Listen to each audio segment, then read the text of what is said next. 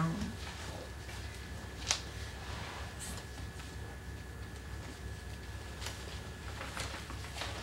Je te prie, Seigneur,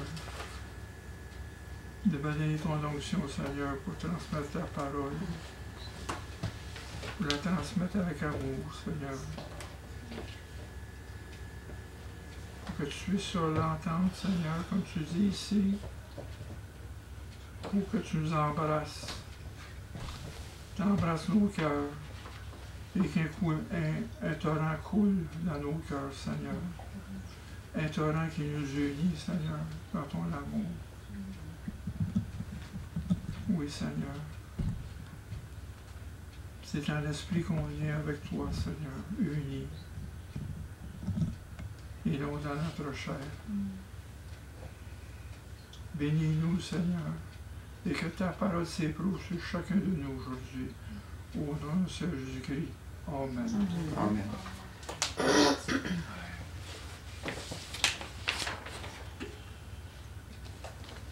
Dans le psaume 85,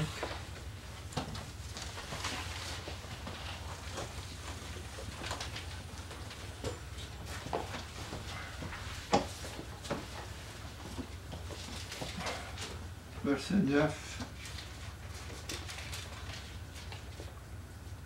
jusqu'à 14. J'écoutais ce que dit Dieu, l'Éternel, quand il parle de paix à son peuple et à ses fidèles, pourvu qu'il ne retombe pas dans la folie. Oui, son salut est près de ceux qui le craignent, afin que la gloire habite dans notre pays. La bonté et la fidélité se rencontrent, la justice et la paix s'embrassent. La fidélité jaillit de la terre et la justice regarde du haut des cieux. Et l'Éternel aussi accordera le bonheur, et notre terre donnera ses fruits. La justice marchera devant lui et imprimera ses pas sur le chemin. Aussi, c'est dans le verset 5 à 8, vous avez une prière ici. Rétablis, Dieu, de notre salut, cesse notre indignation contre nous. Tu t'irriteras contre nous à jamais. Prolongerais-tu ta colère éternellement? Nous ne rendrons-tu pas à la vie afin que ton peuple se réjouisse en toi? Éternel, fais-nous voir ta bonté. Accorde ton salut.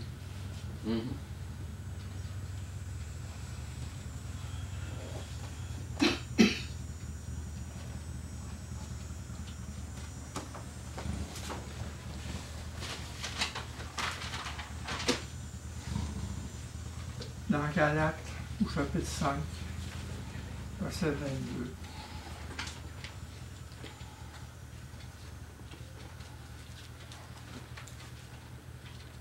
Mais le fruit de l'esprit, c'est l'amour, la joie, la paix, la patience, la bonté, la bénignité et la fidélité et la tempérance.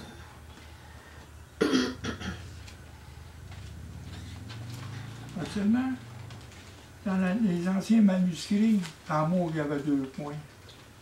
Après amour, 2 points. Parce que tout découle de l'amour. La joie, la paix, la patience, la bonté, la bénignité, la fidélité, douceur, tempérance. Quand on parle de bénignité, on parle de bienveillance, d'être indulgent envers les autres. Dans la tempérance, on parle de la maîtrise de soi. C'est un travail. Parce que, si on voit, comme tout à l'heure, on dit que la bonté rencontre la fidélité, la paix et la justice s'embrassent. Donc, la bonté, c'est un fruit de l'esprit. Tous ces fruits-là, c'est la plénitude de Dieu en nous. La plénitude de Dieu. Dieu est bon. Et sa bonté ne s'épuisera jamais pour nous. Parce que sa compassion est avec nous, sa miséricorde va durer à toujours, à tout jamais.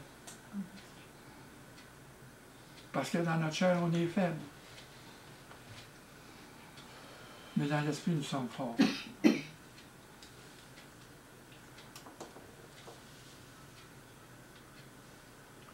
Les Lamentations, ils disent au verset 22 et 23, les bontés de l'Éternel ne sont pas épuisées. Sa compassion ne sont jamais à leur terme. Elles se renouvellent chaque matin.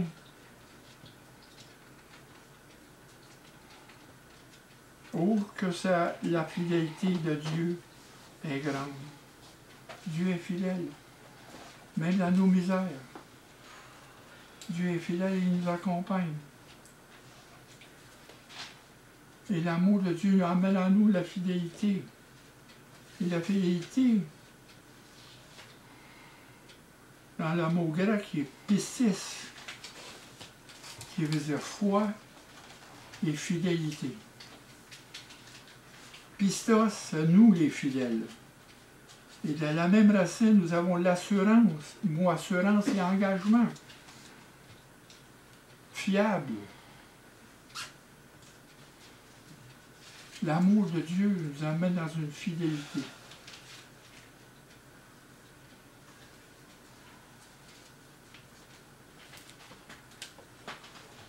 Dans le psaume 98, verset 3, il dit « Il se souvient de sa bonté et de sa vérité envers nous. Car la bonté vaut mieux que la vie. »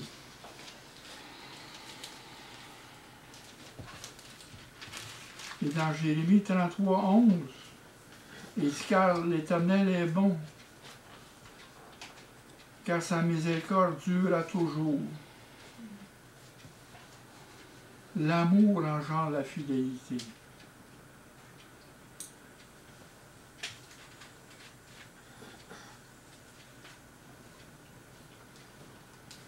Parce que sans la foi, il est impossible de lui être agréable à Dieu.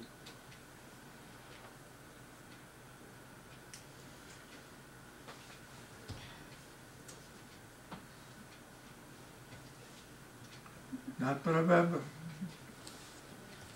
chapitre 3, verset 3 et verset 4, que la bonté et la fidélité ne t'abandonnent pas. Lis-la à ton cou, écris-la sur les tables de ton cœur. Tu acquerras ainsi la grâce et une raison saine aux yeux de Dieu et des hommes. C'est par la foi et la fidélité que nous sommes agréables à Dieu. Oui, que la bonté et la fidélité ne t'abandonnent pas. Dieu a mis en nous la bonté. C'est sa plénitude. Oui, nous avons des cœurs méchants. Comme dans Jérémie, il dit au verset 17, ou au chapitre 7, le cœur de l'homme est tortueux par-dessus toute chose.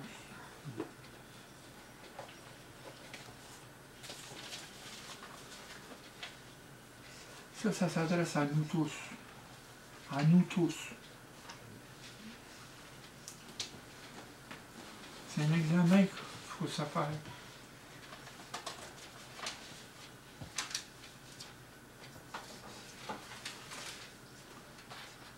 Oui, la paix et la justice s'embrassent.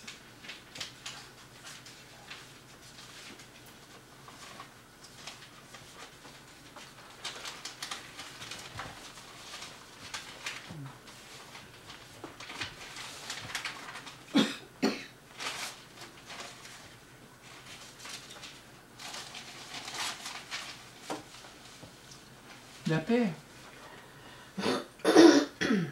Quand la bonté de Dieu se joint à notre fidélité, Dieu nous soutient dans la paix. Si on regarde dans Isaïe 26, versets 3 et 4,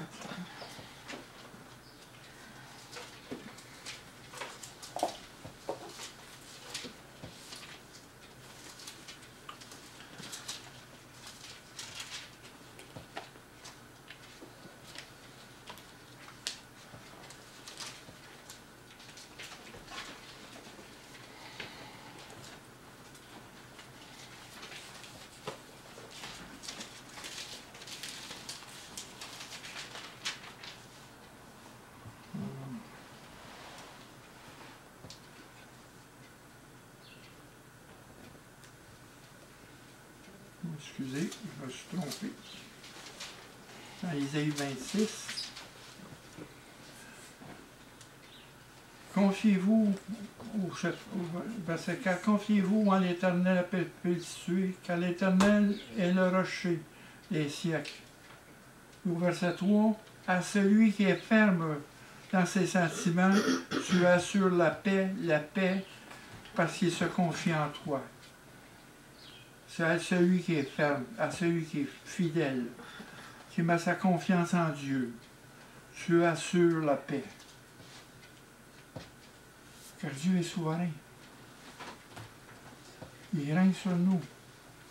Il règne avec sa paix. On dit bien,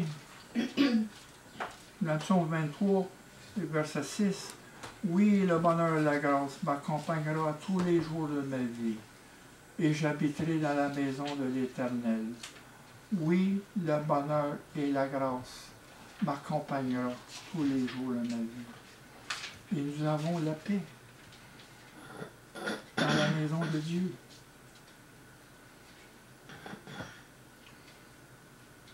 Et dans Jacques, on va voir ça tout à l'heure, au chapitre 3, verset 18, le fruit de la justice est semé par la paix. Par la paix. Dans Éphésiens, au chapitre 4,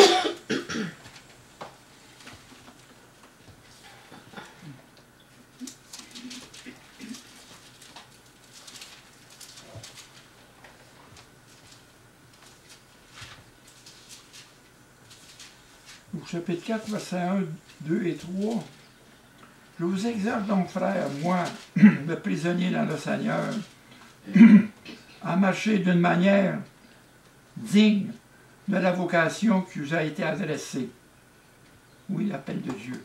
« En toute humilité et en douceur, avec patience, vous supportez les uns les autres avec charité, vous efforçant de conserver l'unité de l'esprit dans les liens de la paix. »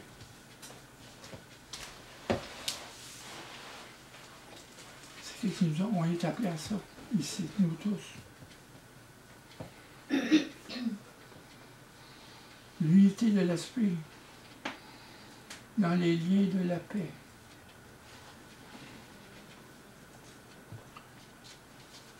La justification par le sang de notre Seigneur Jésus-Christ. Nous avons été libérés dans la grâce de Dieu par le sang de notre Seigneur Jésus-Christ. Dans Romains 5.1, étant donc justifiés par la foi, nous avons la paix avec Dieu par notre Seigneur Jésus-Christ. Nous avons la paix avec Dieu.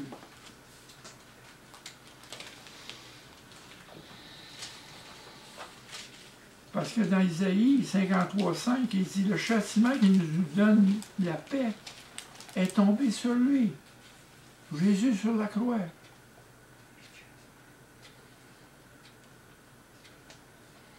Il faut aller au pied de la croix. Où est-ce que Jésus a enduré pour nous pendant 6 heures pour nous ramener à lui. Il a subi le châtiment qui nous était réservé. Ce châtiment qui nous amenait la paix. C'est lui qui l'a eu sur lui. Regardez le prix qu'il a payé. Qu'est-ce qui est pour nous? Qu'est-ce qui est Jésus pour chacun de vous? Il vous a amené vers Dieu, il nous a réconciliés avec Dieu. Nous étions tous morts, tous perdus, toute la gang. Mais sa grâce est venue de loin nous chercher dans les ténèbres pour nous emmener à lui, pour nous emmener dans la paix. Même dans le monde dans lequel on vit avec la paix de Dieu à travers tous ces fracas-là dans le monde. Comme dit dans le chapitre 46, dans le psaume 46, il y a un fleuve qui coule du trône de Dieu sous sa cité. Et sa cité ne sera pas ébranlée. C'est nous, le peuple de Dieu. La paix. Et nous avons justifié par le sang de Jésus. Et dans Colossiens 1:20, il dit, il a voulu, par lui, excusez, parce que je veux que vous m'entendez bien. Ouais. Il a voulu par lui réconcilier tout avec lui-même, tout ce qui est sur la terre, que ce qui est dans les cieux, en faisant la paix par le sang de la croix.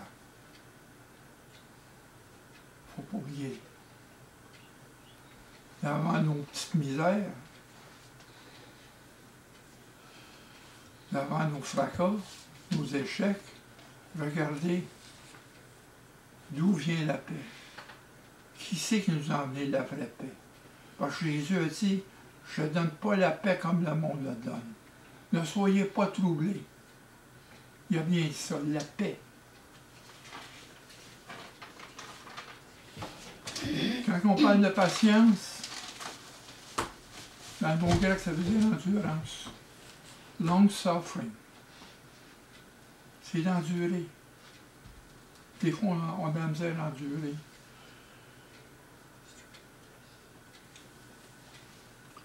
Je vais vous parler dans Jacques. Jacques exprime ça. Il dit dans 1,26, dans Jacques, si quelqu'un croit être religieux, sans tenir sa langue en bride,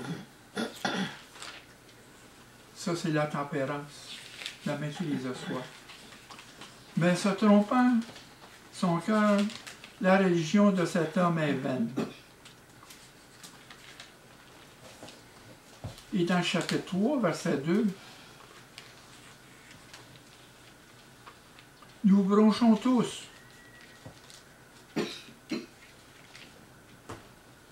Nous bronchons tous.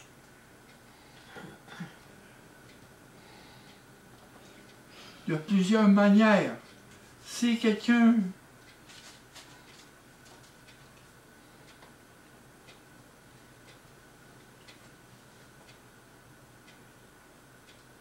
ne proche pas, ne pêche pas en parole, si une personne ne bronche pas du tout, c'est un homme parfait, capable de se tenir son corps en bride. C'est la maîtrise de soi. Des fois, on peut éclater. On éclate tout. Moi, le premier. Je peux être arrogant dans mes paroles. Moi, le premier.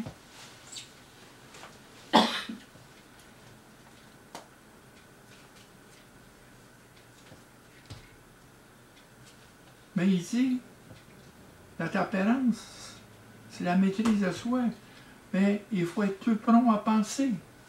C'est que c'est des fois plus prompt à penser, plus lent à parler ou à se mettre en colère.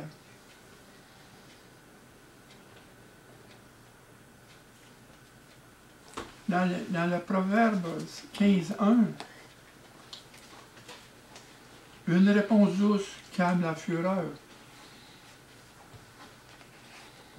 Mais une parole dure excite la colère.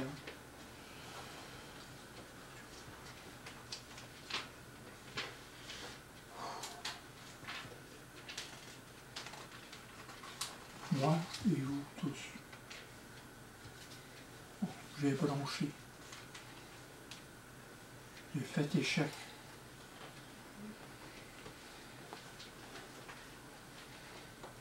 La langue douce est un arbre de vie, mais la langue perverse brise l'âme. Il faut faire attention à ce qu'on dit. Il faut faire attention. Moi, premier, j'ai dit des choses que j'aurais jamais dû dire. Et je m'en répands, je m'examine. Je m'examine devant Dieu, devant sa miséricorde. Parce que Dieu est miséricorde, puis il faut être miséricordieux envers les autres. Il faut pardonner. Parce que le chapitre de Jacques, dans l'épître de Jacques,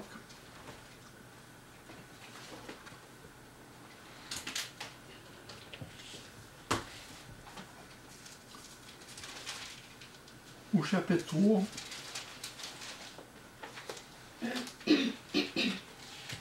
le péché de la langue.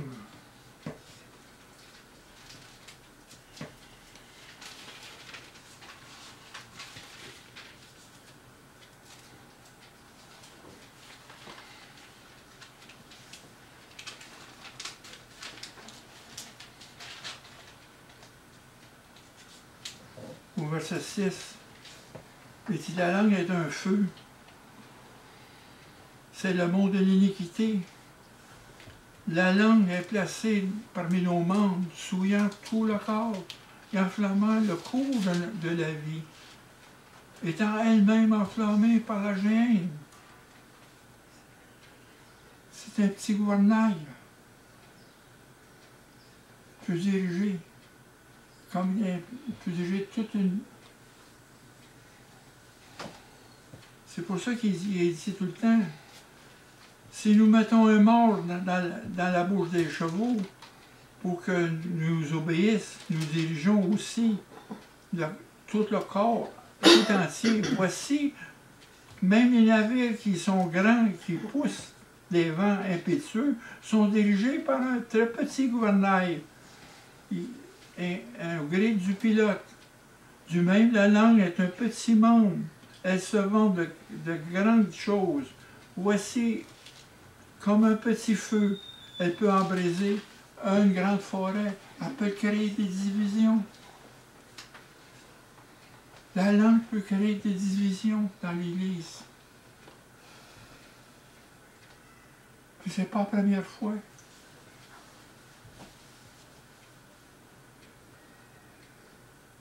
La langue peut être une source de bénédiction comme elle peut être une source de malédiction. Pourquoi qu'on peut venir quelqu'un et après ça, on parle contre la personne?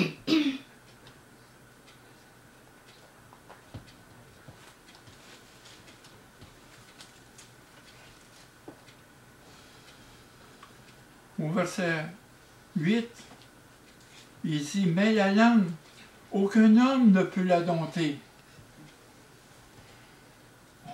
Remarquez là, c'est un mal qui ne peut être réprimé. Elle est pleine de venin mortel. Par elle, nous bénissons le Seigneur, notre Père, et par elle, nous maudissons les hommes faits à l'image de Dieu. De la même bouche sortent la bénédiction et la malédiction. Il ne faut pas, mes frères, qu'il en soit ainsi.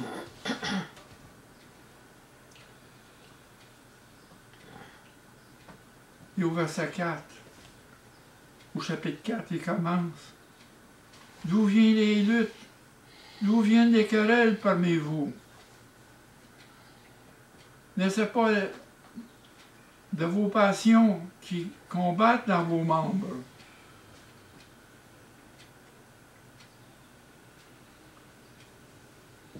Au verset 4, il dit, adultère que vous êtes, ça veut dire l'adultère infidèle. Quand on parle d'adultère dans la Bible, on parle d'infidélité. On parle d'infidélité, on parle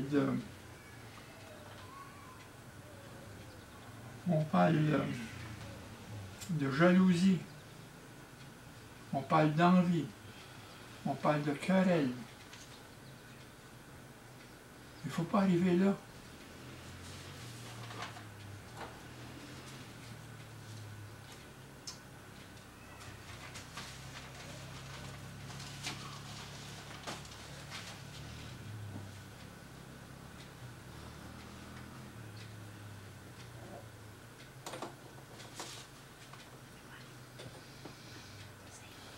La patience et l'endurance.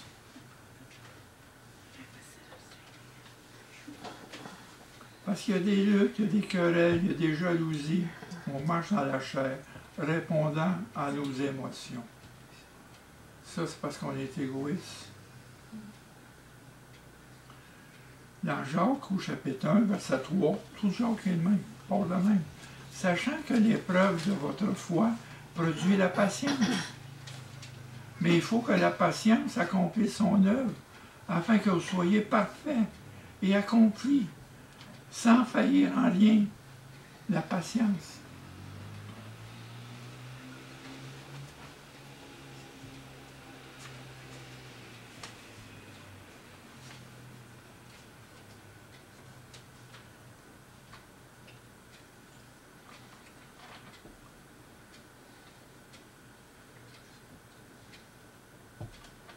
Vous savez qu'elle revient quand il dit au chapitre 4, dans Jacques, il dit, d'où viennent ces luttes?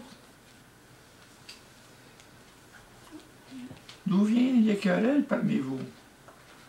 Puis dans 1 Corinthiens, au chapitre 3, verset 1, Paul parle la même chose, parce qu'il y a des divisions dans l'église de Corinthe. Pour moi, frère, ce n'est pas comme à des hommes spirituels que je vous ai parlé, mais comme à des enfants, comme à des hommes charnels, comme à des enfants en Christ. Je vous ai donné le lait, non de la nourriture solide, car vous ne le pouvez pas le supporter. Et vous ne le pouvez pas à présent, parce que vous êtes charnels et en effet, puisqu'il y a parmi vous de la jalousie, des disputes, n'êtes-vous pas charnels? Ne marchez-vous pas selon l'homme, selon la chair?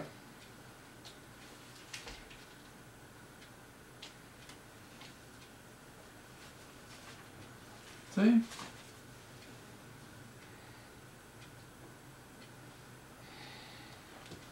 Cherche la miséricorde de Dieu dans tout ça.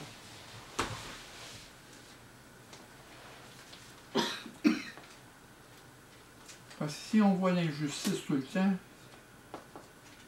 c'est qu'on n'a pas le pardon dans notre cœur. Si on a le pardon dans notre cœur et la miséricorde de Dieu, on va au-delà de l'injustice. Nos attentes sont en Dieu, dans l'amour de Dieu. Qu'est-ce que le Christ a fait pour nous, une fois pour toutes, pour nous emmener la paix entre nous.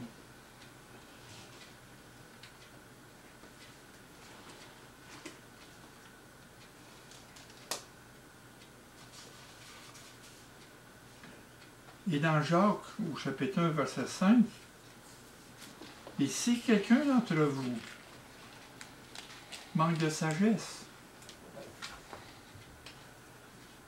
qu'il la demande à Dieu, qui donne tout simplement, sans reproche, elle lui sera donnée. » Et après ça, il reprend ça au chapitre 3, verset 14. Mais si vous avez dans votre cœur un zèle amer, un esprit de dispute, ne vous glorifiez pas. Ne mentez pas contre la vérité.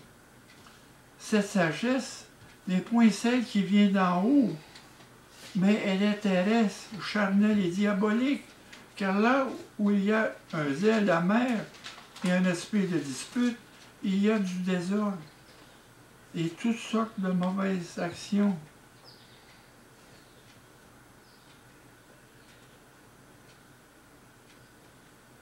La méchanceté sur notre cœur. Il ne faut pas laisser la place. Il faut laborer cette méchanceté-là. Il faut chercher la sagesse de Dieu. Chercher la sagesse, pas notre sagesse, notre raison. Il ne faut pas appuyer sur notre raison à nous. Il faut s'appuyer sur la sagesse de Dieu. Proverbe 3, 5. La sagesse de Dieu. C'est la sagesse de Dieu qui va nous emmener à travers tous ces éléments-là, à travers tous ces conflits-là qui sont en nous. Oui, j'en ai passé des conflits. On a tous passé à travers des conflits. mais je me suis mis devant Dieu, je me suis examiné, me répandre à Dieu, répandre qu'est-ce qui est sous mon cœur. Débarrasse-moi de cette méchanceté-là. Seigneur, je veux suivre tes voies. Paul, dans 2 Timothée, nous instruit, dans le chapitre 2, à nous instruire de repousser les discussions folles, inutiles, sachant qu'elles nous font naître des querelles. Car il ne faut pas qu'un serviteur du Seigneur ait des querelles. Dans 2 Timothée, dans la deuxième épître de Timothée, chapitre 2, verset 23. Aussi, éviter les disputes de mots qui servent à la ruine de ceux qui l'écoutent.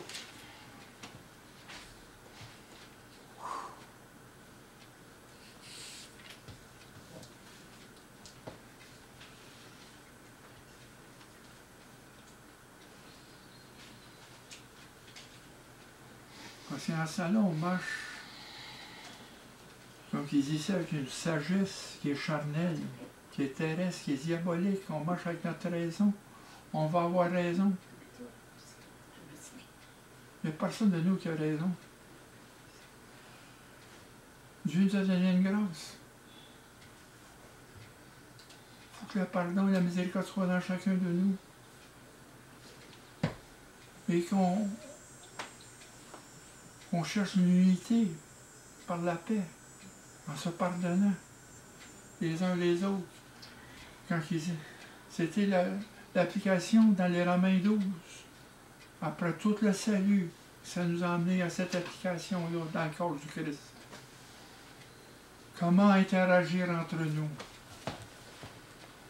Accepter tel que nous sommes. On n'arrive pas devant le Christ avec des tuxedos, tout bien pas. On arrive tel qu'on est. Tel qu'on est. Tel que nous sommes. Il nous a acceptés tel que nous sommes.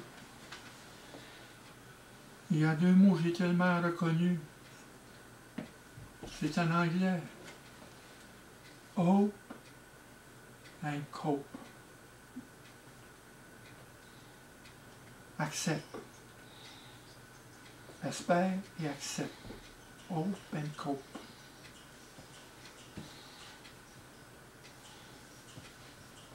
Oui, ça fait un grand travail.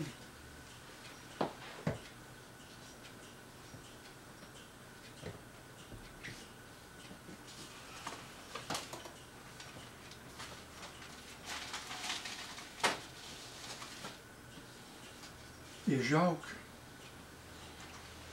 au chapitre 3, verset 17. Ça, c'est la conclusion.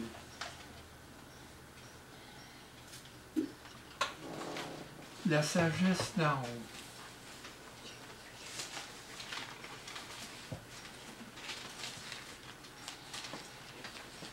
Parce qu'on a tout à l'heure, au chapitre, dans le chapitre 3, verset 14 et 15, on a parlé de la sagesse de l'homme qui était charnel et diabolique. Mais ici, la sagesse d'en haut, verset 17, est premièrement pure, ensuite pacifique, modérée, conciliant, pleine de miséricorde et de bons fruits, exempt de duplicité et d'hypocrisie. Le fruit de la justice, et ça, soulignez ça, est semé dans la paix. Quand la bonté rencontre la fidélité, la paix et la justice s'embrassent. Par ceux qui cherchent la paix. La fidélité divine est une consolation pour ceux qui demeurent fidèles, qui persévèrent.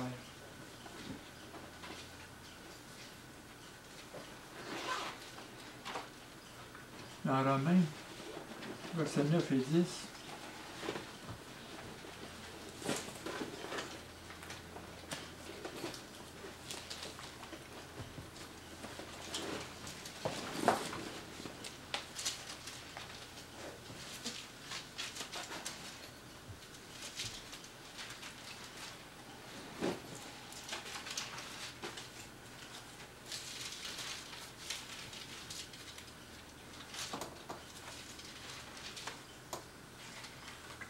Je vous exhorte, frères, par la compassion de Dieu, que la charité soit sans hypocrisie, ayez le mal en honneur, attachez-vous fortement au bien. Par amour fraternel, soyez pleins d'affliction, les uns pour les autres, par honneur, usez de prévenance réciproque. C'est ce qu'on appelle la bénignité, la bienveillance envers nous, chacun de nous. Réjouissez-vous en espérance. Soyez patients dans l'affliction. Persévérez dans la prière. Au verset 14. Bénissez ceux qui vous persécutent. Bénissez et ne maudissez pas. Réjouissez avec ceux qui se réjouissent. Pleurez avec ceux qui pleurent. Ayez les mêmes sentiments les uns pour les autres, envers les autres. N'aspirez pas à ce qui est élevé, mais laissez-vous attirer par ce qui est humble.